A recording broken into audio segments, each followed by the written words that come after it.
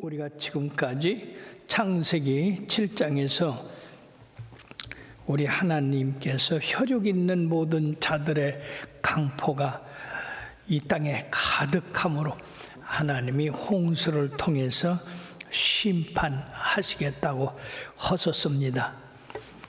그 심판은 호흡이 있는 생물을 사람까지 다 쓸어버리시겠다고 하는 그런 말씀인데, 그런 가운데에도 노아의 가족은 의인의 반열에 섰기 때문에 하나님께서 방주를 지락하시고 그 방주 안에 들어가라고 하셔서 그 방주 안에서 안전하게 구원받을 수가 있었습니다.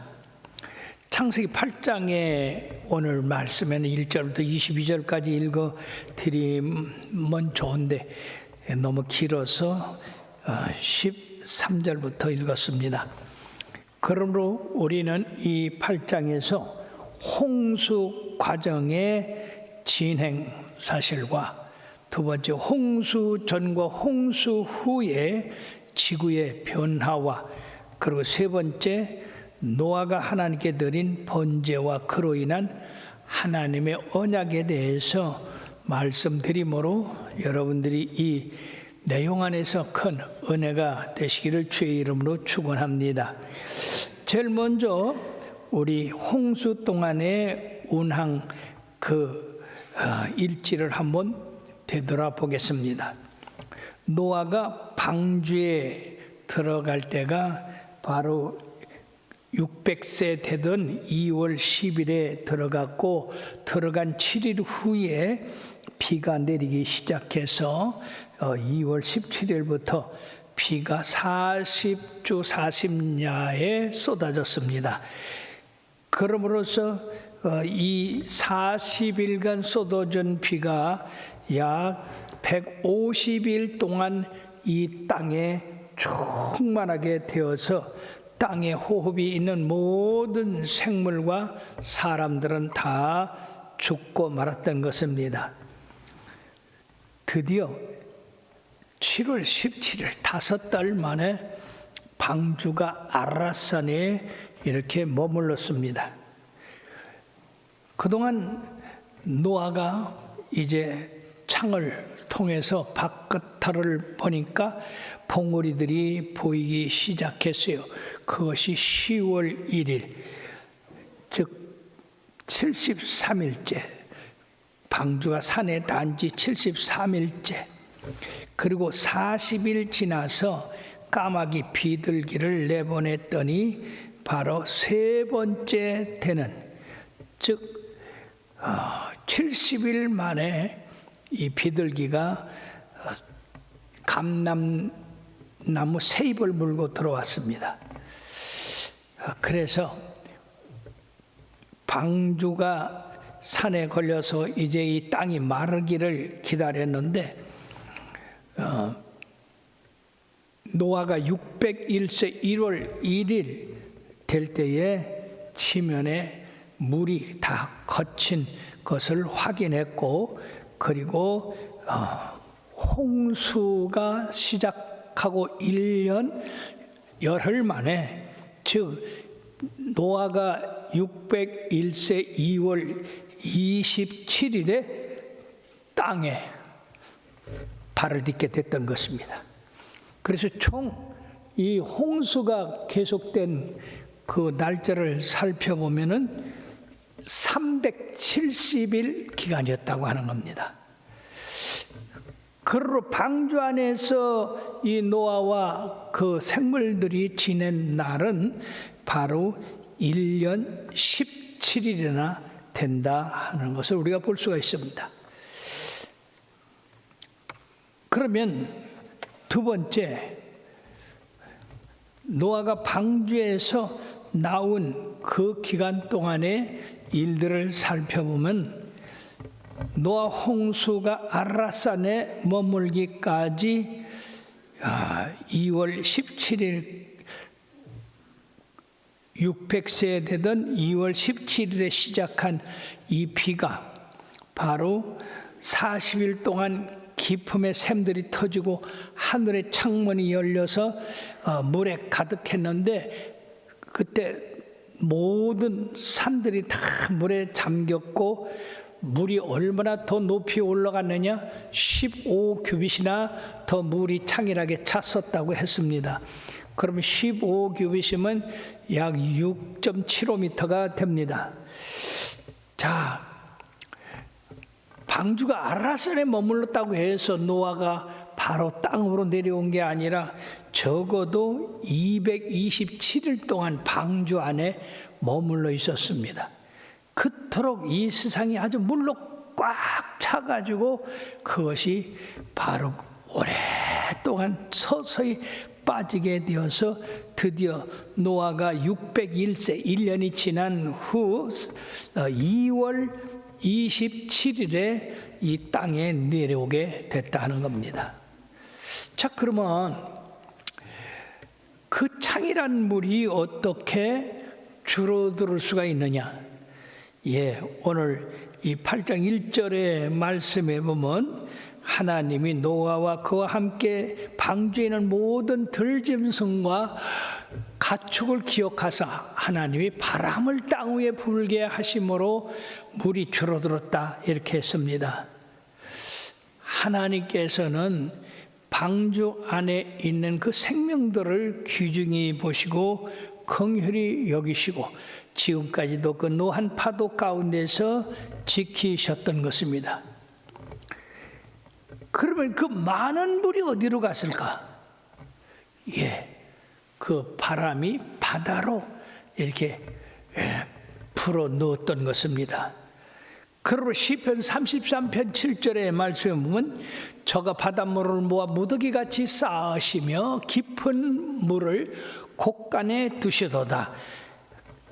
이 바다로 물이 차서 깊은 곳에까지 얕은 곳에까지 이렇게 가득 차게 했는데 여러분이요 세계에서 제일 깊은 바다는 챌린저 해변으로서 18,063m래요. 에베레스트 산 2개를 갖다 집어넣어도 그 바닷물이 더 깊다 하는 겁니다. 또 남극과 북극에 빙산이 다 녹으면은 해수면이 지금 땅 위에 66m나 높아진대요. 그런 남극과 북극의 빙하가 녹으면 이 땅이 없어지는 경우가 되죠. 66m니까 지금 우리 교회 이것의 6배가 되는 물이 이 땅에 찬다는 얘기요. 자, 또 한 가지를 생각해 볼 수가 있습니다. 그러면 높은 산에 있는 모든 산들과 들을 갖다가 바다에다가 집어넣어서 바닷물을 메꾼다고 할 때에 그러면 이 땅이 바닷물에 들어가서요 땅이 남겠어요? 생각 안 해봤지? 예, 이걸 생각해 보십시오. 이 지구가 바다가 많겠소, 땅이 많겠소? 보십시오. 이게 이제 지구본인데 이 태평양 전체에다가 이 땅을 집어넣어도 물이 더 많다 이게. 즉 바다가 70이고 땅이 30 비율입니다. 그러니까 이 땅을 다 집어넣어도 남는데 이걸 이제 평균해서 바다를 메꾼다 땅을 그러면 이 지구 위에 땅 위에 물이 얼마나 많아지느냐 하면은요, 2440m 높아진대요. 그리고 이 땅이 물속에 2440m 아래에 있게 된다는 얘기예요. 그러면 이 바닷물이 얼마나 많은지 우리가 아시겠죠? 예. 그렇기 때문에 이 홍수 때 넘친 물을 하나님께서 바다로 갖다가 이렇게 모이게 해가지고 이처럼 바다가 크게 되고 땅이 줄어들게 됐다. 그러니까 홍수 전에는 땅이 지금보다는 더 넓었을 것이다 하는 겁니다. 자, 이처럼 우리 하나님께서 이렇게 그 넘치는 물, 땅의 깊음의 샘들이 터지고 하늘의 창이 열려서 쏟아지고 우리가 지금 상상하는 어떤 우리 사는 동안에 있었던 홍수보다도 그 생각이 달라야 됩니다. 왜냐하면 그건 우리 지역 조그만데 그냥 홍수가 찬 거지 이 세상 전체가 물속에 들어서 있었다고 한번 생각해 보십시오. 오직 방주에 탄 노아와 그 가족, 그 안에 있는 생물만이 구원을 받게 됐던 겁니다. 그러면 또 질문이 있어요. 아니 방주 안에는 엄청난 짐승들과 새들이 탔는데 그들이 1년 열흘 동안 어떻게 뭘 먹고 살았냐?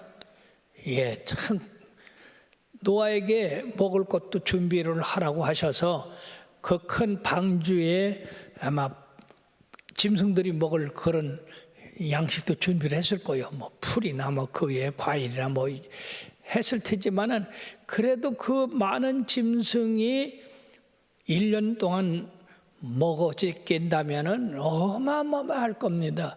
코끼리는 하루에 15kg 이상 먹어야 된대요. 예. 그런데 그 여러 동물들이 만약 그대로 현대대로 배부르게 먹는다면은 방주를 다 먹어도 아마 모자랄 겁니다. 그럼 어떻게 1년 하고도 열흘이나 견딜 수 있도록 하셨을까? 예, 그건 딱 한 가지입니다. 예, 하나님께서 이들을 갖다가 동면하게 하셨다.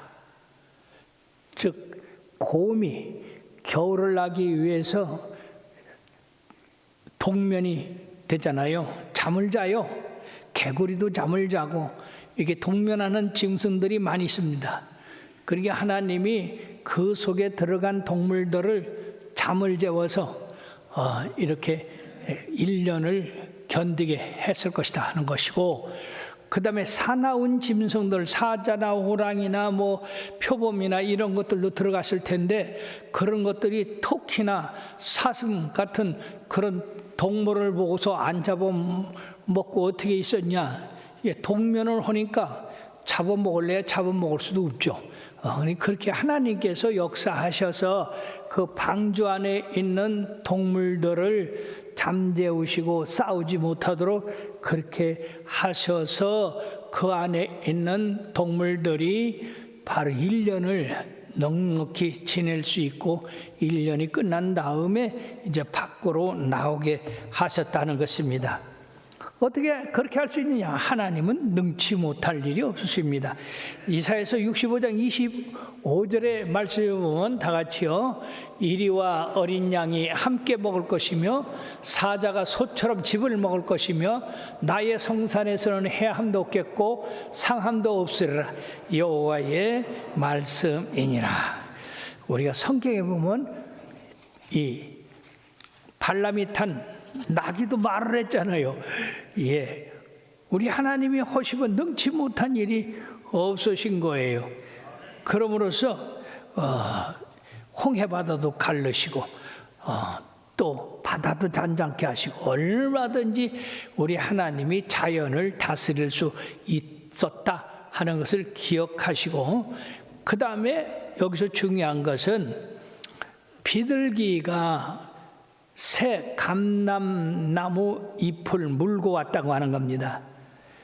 두 번째 비둘기가 이 세상에 나가서 이 새 감람나무 잎사귀를 물고 온 것은 이거는 깊은 의미를 우리들이 가질 수가 있는데, 새로운 세계, 물르다가 전부 멸망한 그 세계에 있어서 첫 산물이 새 것이다, 새 잎이었다. 그러므로 우리 하나님께서 노아에게 홍수가 지나간 후에 나타날 새 세상의 징표를 푸른 나무 잎으로 주셨다고 하는 겁니다. 즉 이것은 죄가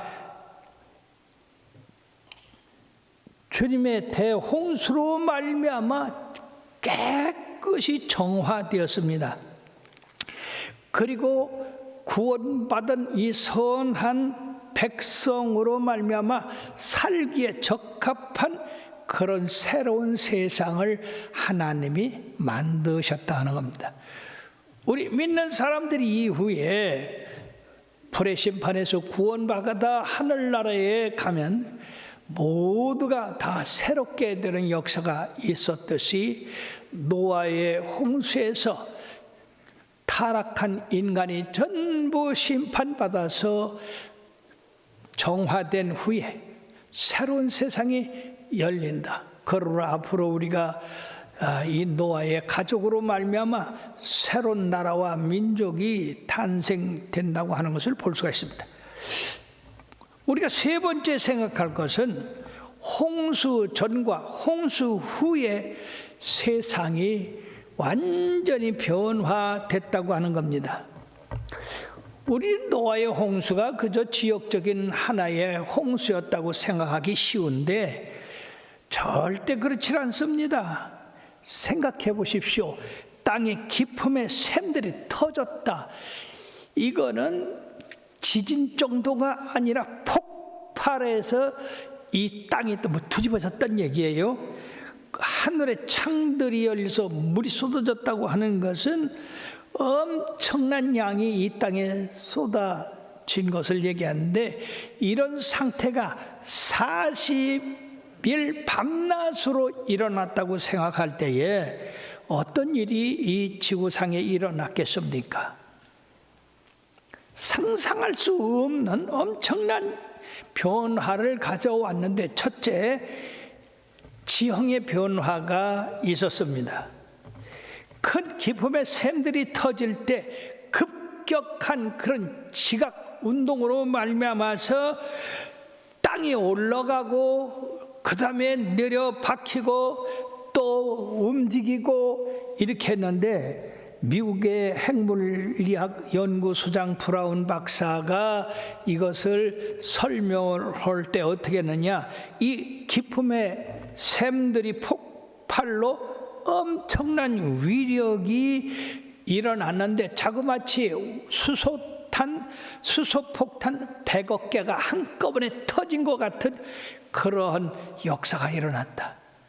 그러니까 이 세상에 있는 땅이 다 쪼개지고 찌개지고 이것이 흔들리고 무너지고 빠지고 그런 현상인데, 그 힘에 의해서 지각이 변동돼서 일루절루 움직이는데 바로 이 이동 속도가 시속 70km였다 하는 겁니다. 그러니까 그 당시에는 땅이 하나였다가 이런 기품의 샘들이 터짐으로써 대폭발이 일어나니까 막 지금의 아프리카에 있는 것이 남아메리카로 가고, 저 유럽에 있는 게 미국으로 가고, 아시아에 있는 게 저 호주로도 가고 막 그렇게 찢어졌다는 얘기예요. 그러므로 이런 엄청난 수압이 곳곳에서 땅에 영향을 주어서 그냥 높이 솟아난 그런 산맥들이 생기게 되고, 그리고 깊은 바다가 생기게 되는데, 여러분들이 저 지도에서 보듯이 저 빨간 거는요, 이제 이 지구상에 있는 산맥들입니다. 대표적인 거는 알프스 산맥, 우랄 산맥, 그 다음에 이쪽 미국에 와서 로키 산맥, 남미로 가서 안데스 산맥, 이러한 산들이 저때 생겼다고 하는 겁니다. 그리고 이 바다는요, 그냥 얼마나 깊이 들어갔느냐 하면은요, 이 필리핀 남쪽에 있는 마리아나 해구는 깊이가 11,034m이고 2km 이상 이런 깊이가 바다에 뻗어 있다는 거예요. 근데 요새 이제 우주선이 발달돼서 우주에서 조사를 해보니까 챌린저 해연이라고 하는 것은 18,063m나 된대요. 그런 에베레스트 산이 8,884m인데 그런 높은 산을 갖다가 두 개 겹쳐서 갖다가 그 바다에 집어넣어도 바닷물이 더 높다는 얘기입니다. 그러므로 우리 하나님께서 얼마나 기쁨의 샘들이 터질 때에 엄청난 이 땅이 솟아오르고 꺼지고 이게 또 흔들려서 막 떠내려가고 이래서 이런 대륙이 생기게 되고 높은 산들이 생기게 되는데 시편 46편 말씀에 보면은요, 우리 하나님은 우리의 피난처시니요 힘이시니 환난 중에 만날 큰 도움이시라. 그러므로 땅이 벼닿든지 산이 흔들려 바닷가운데 빠지든지 바닷물이 솟아나고 뛰놀든지 그것이 넘침으로 산이 흔들릴지라도 우리는 두려워 아니하리라고 했습니다. 그러니까 이 시인은 바로 하나님께서 이 천지개벽을 할 때 그 모습을 얘기한 것입니다. 자, 이러한 지각 변동으로서 바다에 있던 이 땅이 높은 산으로 솟구쳐 올리니까, 쉽게 얘기해서 에베레스트 산 그 꼭대기, 얼마나 높은 꼭대기인데 거기에 바로 바다의 조개들 그리고 물고기들, 그 화석이 그 속에 있었다 하는 겁니다. 그 외에도 LA 산타바바라에서는 5억 마리의 물고기들이 화석으로 뭉쳐 있었고, 영국의 오크니 클로마이터라고 하는 그 높은 지대에 길이가 160km나 되는데 4416, 그러면 이게 사천리가 되죠. 그런 데에 그 모래 무덤에서 바다동물 화석이 다수가 발견됐고, 그 남미 볼리비아에서는 해발 4,000m, 우리 백두산보다 더 높은 그런 높은 산에 수많은 물고기 화석이 이렇게 나오고, 그리고 시실리의 팔레르모 계곡과 주위의 그 산에서는 막대한 양의 이 하마, 사슴, 고래, 코끼리 등의 그 무수한 뼈들이 거기 발견되고 있다고 하는 겁니다. 이건 뭘 얘기합니까? 이 세상이 노아 홍수로 말미암아 뒤집혀서 그 물에 휩쓸려 가서 그것이 오랫동안 있음으로써 화석이 된 걸 말씀하고 있고, 그리고 세계 곳곳에서 이제 그때 땅이 변해서 이게 땅 속으로 묻힐 때, 그때 그 당시에는 지구띠가 있어서 기후가 온화했기 때문에 이 땅에 나무들이 상당히 컸을 것이고 풀도 많았을 것이고, 그러니까 코끼리나 맘모수 이런 큰 짐승들, 또 공룡 같은 그런 짐승들이 그 당시에 살았는데, 이것이 전부 그냥 땅 속으로 들어가고 나무가 땅 속에 묻히고 그래가지고 그것이 석탄이 되고 석유가 돼서 지금 우리들이 그걸 활용하고 있는데, 특히 중동 지역에서 석유가 많이 나는 이유는 그 당시에 이 중동 지역이 엄청난 산림 지역이었다 하는 겁니다. 그리고 사람도 많이 살고, 그런데 거기 땅속으로 좀 들어가는 바람에 그것이 석탄이 되고 석유가 되었다고 하는 것입니다. 특히 이제 그런 홍수가 이게 이제 가라앉으면서 이게 지층이 생긴 거예요.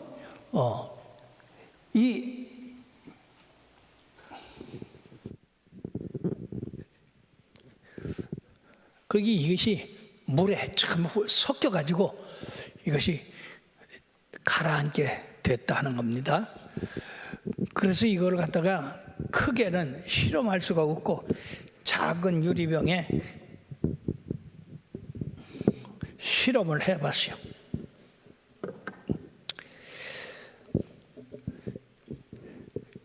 그래가지고 이게 이제 굵은 모래가 섞인 거, 좀 진흙 또 이렇게 하고 물이 지금 여기까지 있는데 이걸 가지고 섞어가지고 지층이 생기나 한번 봤는데 이 작은 물에서도 봐요.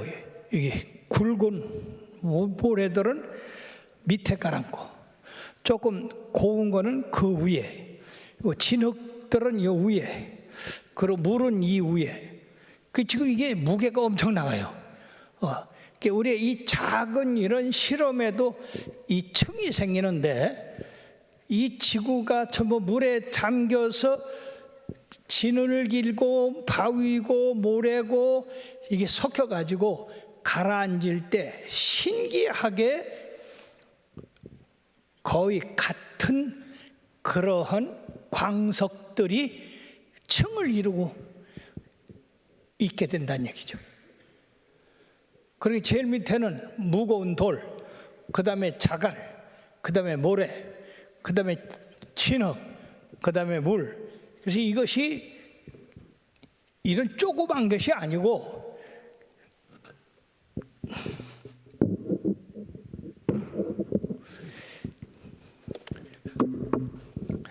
이 지구 전체에 있는 것들이 섞인 그 혼합된 자갈, 모래, 진흙 이것이 이렇게 가라앉다 보니까 지층이 생길 때 한쪽만 이렇게 생긴 게 아니라 막 몇백 킬로까지 돼요.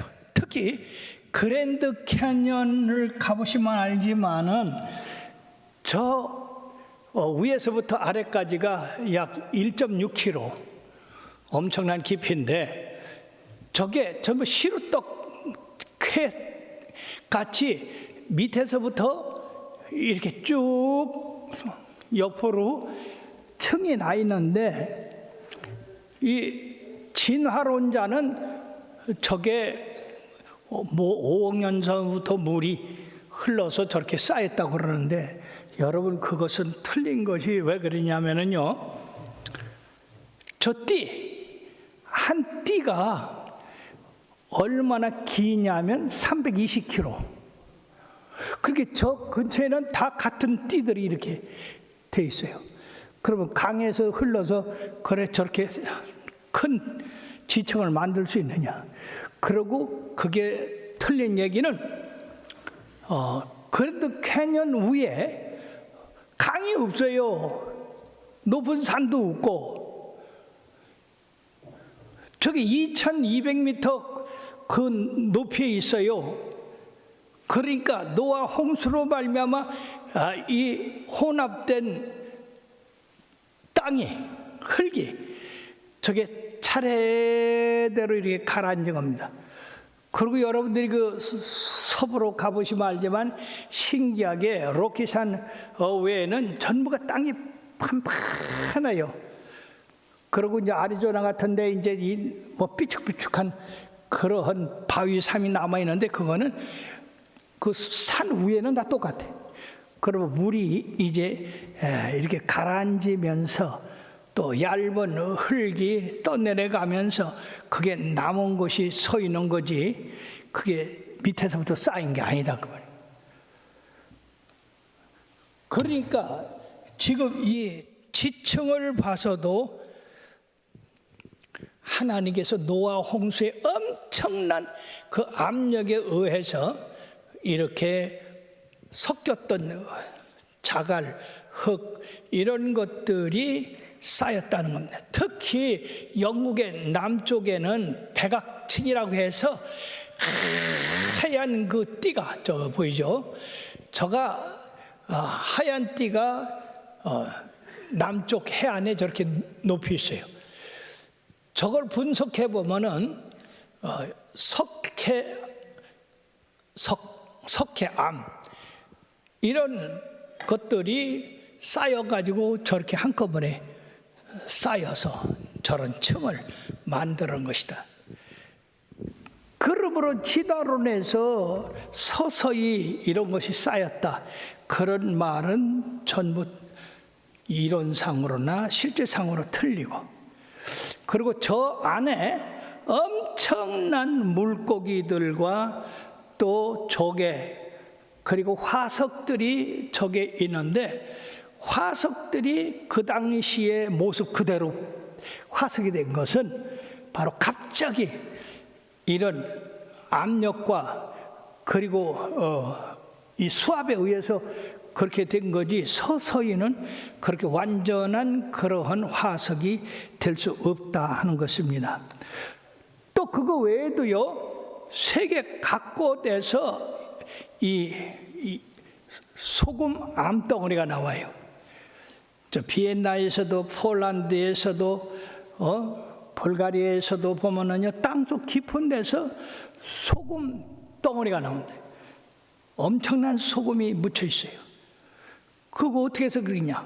바닷물이 눌려가지고 그 안에 소금이 된 거예요. 그리고 저 남미에는 엄청난 산 위에 호수가 있는데 그게 염전이요, 소금이요. 어떻게 해서 그렇게 되냐? 이 바닷물이 올라가서 빠지질 못해가지고 그렇게 된 거예요. 그러므로 노아 홍수는 어느 누구도 반대할 수 없고, 현실적으로 이 시상에 갑자기 이렇게 하나님께서 땅을 찢으시고 공중에 그 물띠를 흩으셔서 이 땅에 이루어진 그런 일이다. 지형이 이렇게 바뀐 것뿐 아니라 그렇게 됨으로써 기후가 완전히 바뀌었습니다. 즉 궁창의 물로 인해서 쾌적한 이 온실 효과가 없어짐으로 말미암아 지구밖에 저 태양이나 그 외 별에서 나오는 자외선, 감마선, 이런 인류에게 해를 주는 그러한 빛이 들어와 가지고 사람 생명뿐 아니라 짐승의 생명까지도 짧아졌다 하는 겁니다. 기후변화에 의해서 인간의 수명이 짧아진 것을 우리가 배운 대로 얘기를 하면은, 아담에서부터 노아까지 평균 연령이 912년이에요. 엄청나게 오래 살았습니다. 그러나 노아 홍수 후에는 이 생명이 갑자기 줄어들어서 노아의 아들 셈은 600세에 살았고요. 그 다음에 그 후에 아브라함은 175세, 노아는 120세, 그리고 다윗은 70세, 이렇게 해서 계속해서 이 생명 수명이 줄어들었습니다. 이거는 그만치 우주에서 오는 이러한 자외선이 우리 인간의 몸을 수축하게 했다 하는 것입니다. 뿐만 아니라 이 땅에 그전까지는 봄, 여름, 가을, 겨울이 없었는데 이 노아 홍수 후에는 사계절이 생겼어요.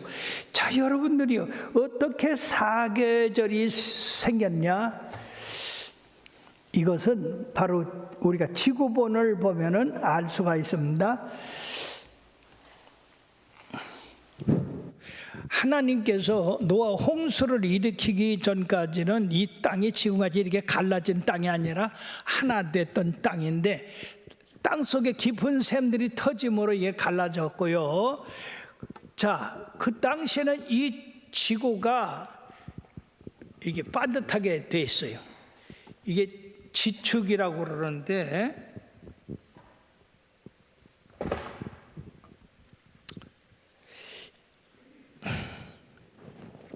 이게 지축이에요. 지축.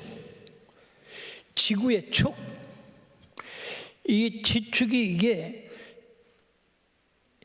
지금 23.5도 기울어졌습니다. 이렇게 직각에서 23.5도. 이게 원래 노아 홍수 전에는 이게 직각이었는데 노아 홍수 때 하나님께서 지구를 틀어버린 게. 그럼으로써 햇빛이, 이 지구가 해를 돌잖아요. 해를 돌을 때에 만약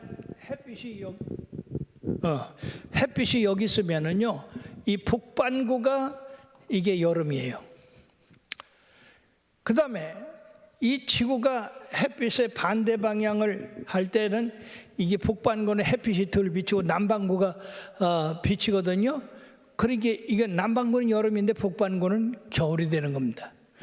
지금 우리들이 추워지죠? 벌써 우리 햇빛이 남쪽으로 지금 가고 있다고 하는 거예요. 사랑하는 여러분들이 얼마나 묘한 일입니까?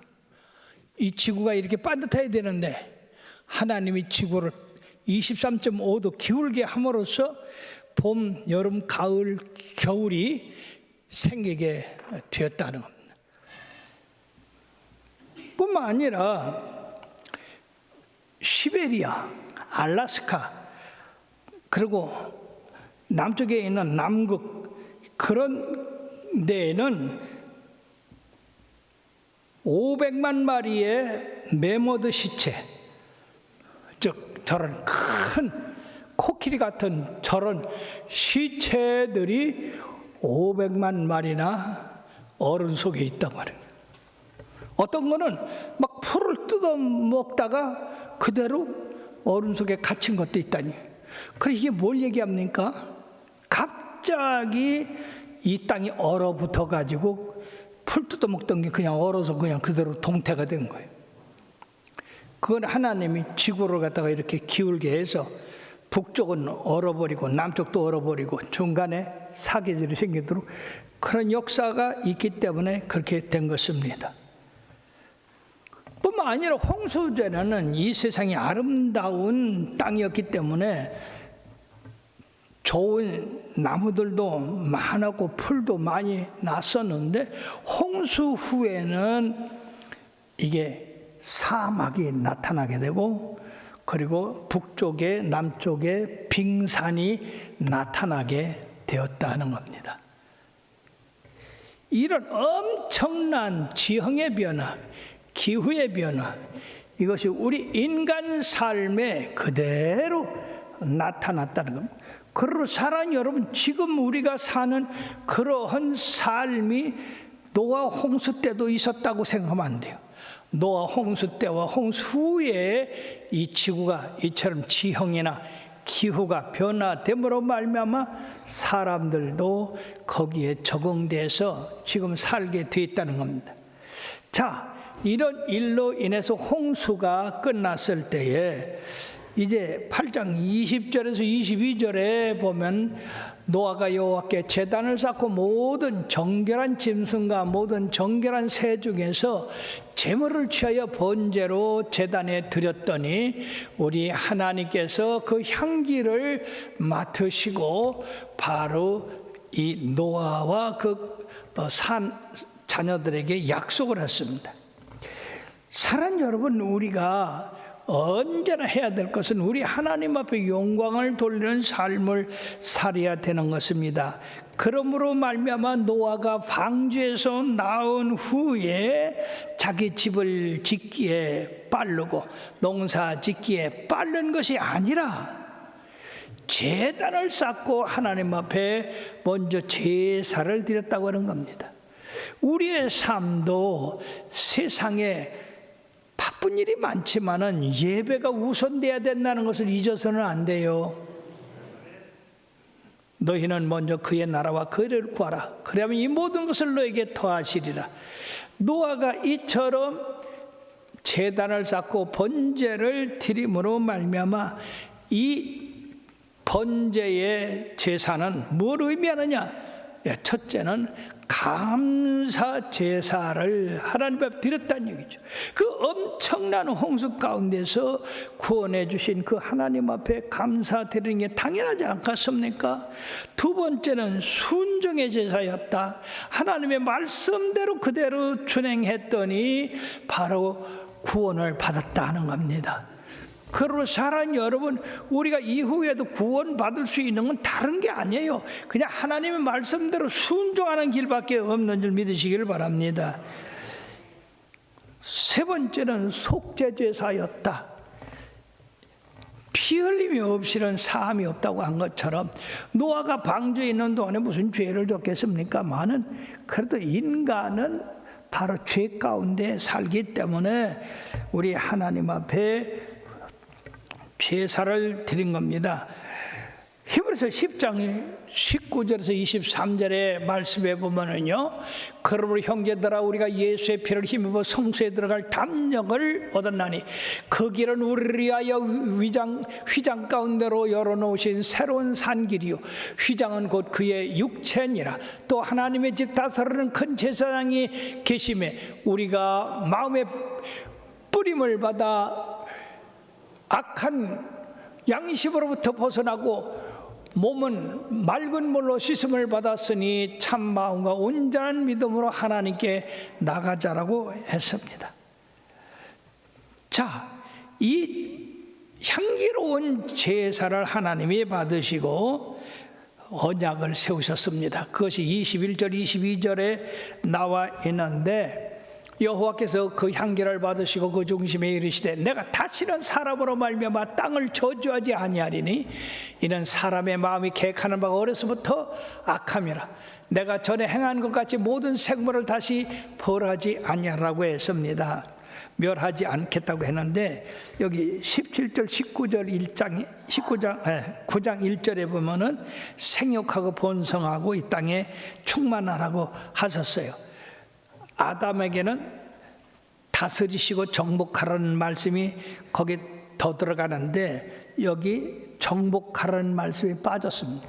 왜? 인간이 악하기 때문에 세상을 정복하고 다스리는 것이 그것이 하나님 뜻에 어긋나기 때문에 바로 하나님의 아들 예수 그리스도를 보내셔서 이 죄와 사망을 정복하게 하시고 그 예수님으로 말미암아 만유를 정복하게 하셨습니다. 다시는 땅을 저주하지 아니하라고 하셨습니다. 이거는 대홍수처럼 전 인류를 멸하는 물의 심판은 내리지 않겠다. 왜냐하면 인간이 태어남서부터 악하기 때문에 최후의 심판까지 멸하지 않겠다고 하는 겁니다. 그리고 땅이 있을 동안에는 심고 거두고 춥고 덥고 여름과 겨울이 있고 낮과 밤이 쉬지 아니라. 지금 이 세상이 이 하나님의 말씀대로 그대로 되지 않습니까?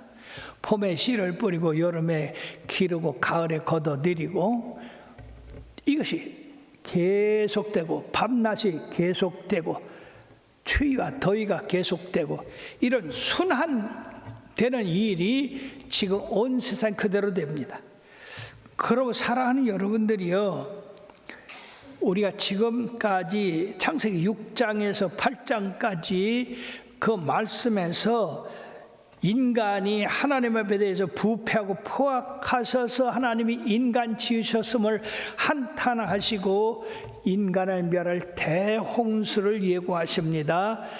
이것을 안 노아는 그 홍수에서 구원받을 단 유일한 한 가지 방주를 짓는 일을 120년 동안 게을지 아니하고 열심히 지었는데 세상 사람들은 뭐 홍수가 나야 얼마나 나갔느냐 했지만은 노아는 순종을 해서 이제 하나님께서 언약하신 대로 120년 후에 깊은 샘들이 터져서 물이 솟아오르고 하늘의 창들이 열려서 물이 쏟아지고 그러므로 40일 밤낮으로 물이 쏟아지니까 이 땅에 150일 동안의 물이 가득 차게 되어서 호흡이 있는 모든 생물은 다 죽게 되었습니다.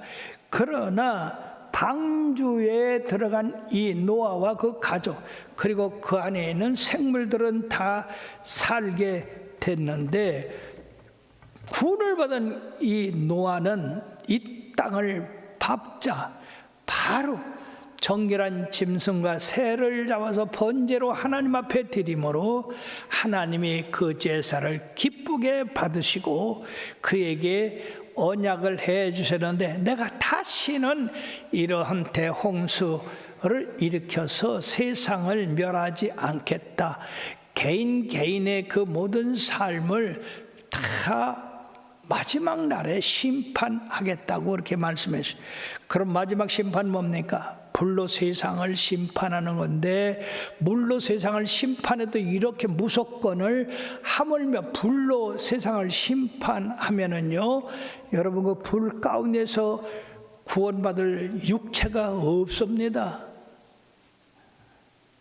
여러분들이 숨쉬고 사는 이 공기도 여러분 이게 질소와 산소, 수소의 비율이 적당해서 이게 불이 안 붙지, 이 질소도 불이 붙으면 더 강렬하게 탄다는 사실을 알아야 돼요. 그 큰 쇠를 자르는 데는 뭘로 자르는지 알아요? 이 질소를 태워서 그 열로다가 그 철판을 잘라요. 그래 이 공기가 질소로 되어 있는데 이것이 불이 붙으면 어떻게 되겠습니까? 누가 살겠어요?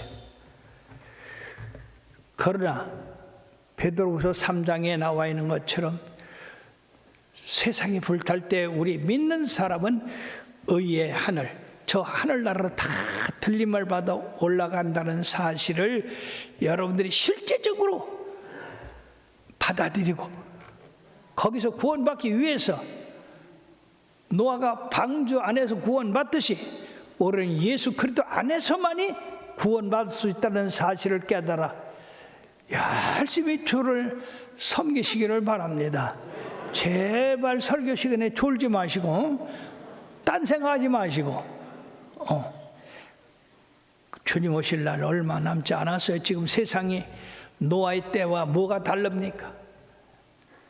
거짓말, 부정, 부패 아주 그냥 뭐 좀 얘기만 하면 거짓말이고, 그리고 왜 거짓말이 발각돼서 왜 거짓말 시켰느냐 하면은 그때 내가 잘못했다고 그냥 그렇게 하면 끝이요. 일은 벌써 벌어졌는데 사람들은 그렇게 인정만 해도 덜하게 끝까지 거짓말이에요. 또 우리 믿는 사람들은 정직하고 성실하고 공의롭고 의롭게 살아야 될 줄로 믿습니다.